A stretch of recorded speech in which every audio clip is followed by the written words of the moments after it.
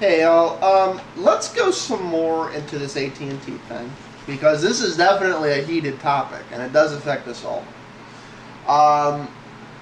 But I want to put that 2 gigabyte in context, because there's already a mass reaction on this, bad. It's the logic being made by both AT&T and some consumer affairs journalists is that, well, the average person doesn't use that much data.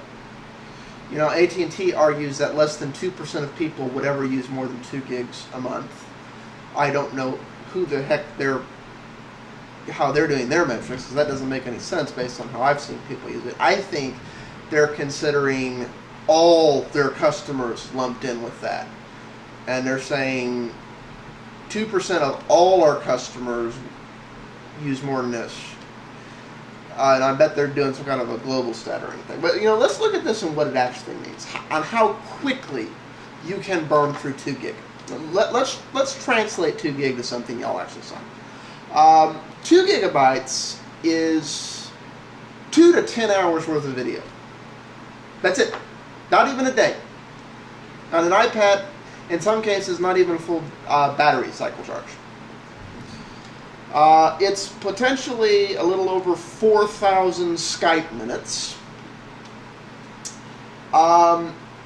Voice Skype minutes. I need to make that clear, because for those of you who don't know, Skype announced last month that Skype is going to be doing video calls, and video calls are going to be coming to mobile, and they're supposedly going to be coming to Android also, which means there's going to be a whole bunch of devices doing video calls. So I really do think one of the things the iPhone's getting in the conference next week is video call.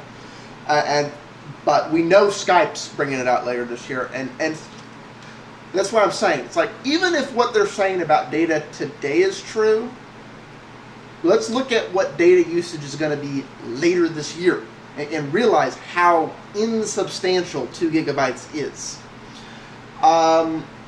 2 gigabytes would be equal to a little over 36 hours of good quality streaming audio. And there's more and more people that are not listening to the radio in their daily commute to and from work, but instead are listening to alternative media.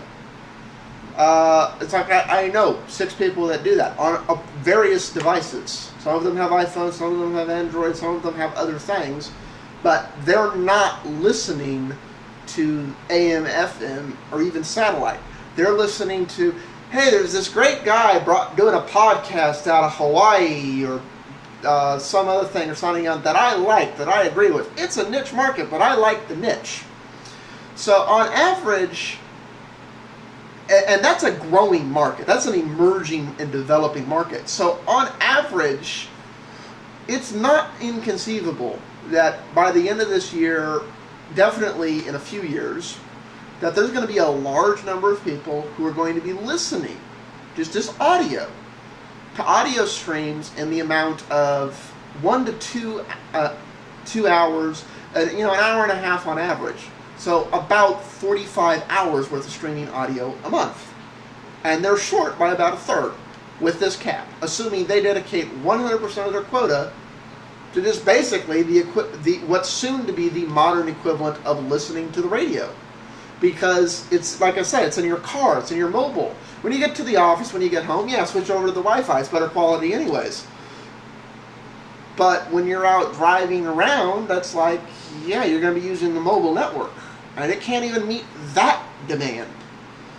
The other thing is, forget tethering. As like, for those of you who don't know, like we'll use Tiny as an example. He showed me his data usage. It's like, because I was curious to see, because I hadn't, really used an iPhone. I just kind of said, they suck. It's like, I messed with them enough to be familiar with them, but it's not a suck. On average, as an iPhone user, and I didn't realize this, but he explained to me that most of the iPhone applications will not work on the cell phone network. They say this app only works on Wi-Fi. I didn't know that, because that's not how the Android apps work. The Android apps just care that you have a connection. And they'll buffer and do other things if you're on a slow edge connection or something. Even with all those limitations, artificially imposed, he was using on average 2 to 3 gig a month. So right at about what they're saying is the limit that's okay to consistently going over, so he'd be spending the extra $10 every month on the modern plans. The moment he switched to Android, where those artificial restrictions weren't there, and he was able to actually use these applications wherever he was, his data usage in that first month shot up to 8 gig and is now holding steady at around 15 gig a month. By these modern plans, just that kind of average usage, he would be paying on average any given month at the cheapest $150 for data. Because it's like, now he's grandfathered in, he has an unlimited data account, but anyone coming in new, well, they're just screwed. And the logic here being offered is that these accounts are to, and AT&T just honestly doesn't get it. Before I go into this, because I'm coming up on time, I want to play this, but concerned customers who are being perfectly civil, and I'm going to include the links so you can see what the person actually sent. They sent AT&T corporate 2 emails, and this was the response they got.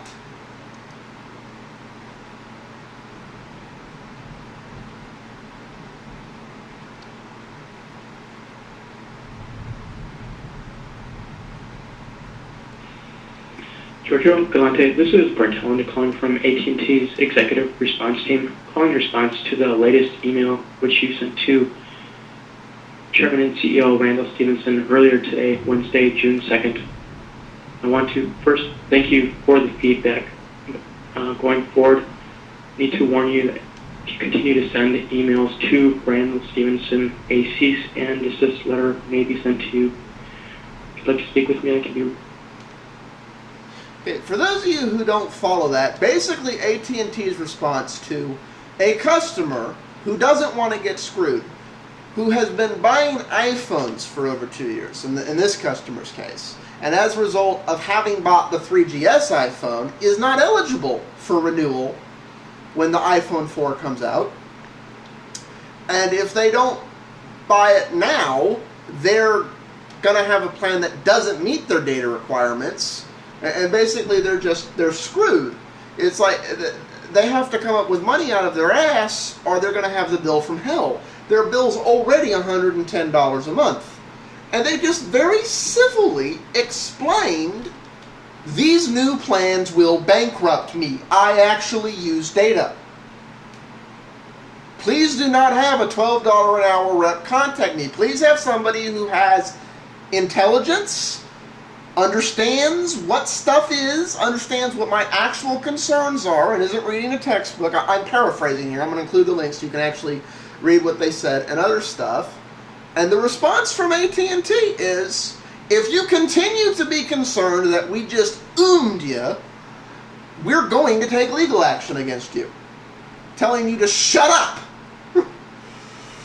Now, they've since changed their opinion, I think entirely because this person was very smart and put this all online. Their side, AT&T's everything. It's like they didn't just say, it's like they put their letters and their emails and everything. And they were nice and actually censored out this rep's number. So that's the thing. And going forward, these caps are going to be ridiculously small for all the reasons I've said. And with tethering, forget it. Like I said. So, you know, I'm up on time. I could easily spend an hour going into this. You know, I may have a group together to do the other shows. We may do it.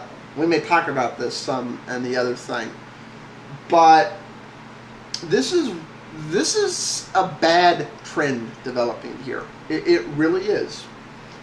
And basically, what AT&T is doing is trying to put the brakes on developing markets, and that genie's out of the bottle.